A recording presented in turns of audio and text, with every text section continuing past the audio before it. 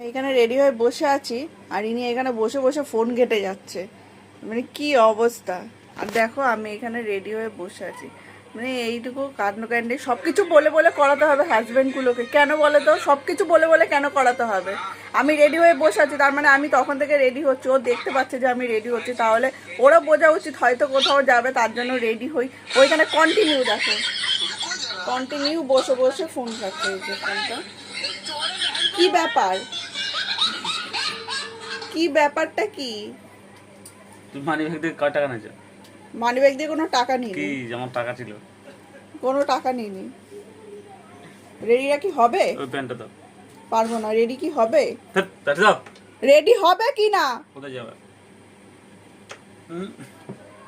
কিরকম আলিশ। তোমরা যারা বিয়ে করবে ভাবনা চিন্তা করছো, একদম বিয়ে করো না, সত্যি বলছি, একদম বিয়ে করবে না। বিয়ে করলে পুরো জীবন শেষ। বিয়ের আগে ছেলেরা একরকম দেখায় আর বিয়ে পরে একরকম থাকে, এনার্জি লস হয়ে যায় ওদের।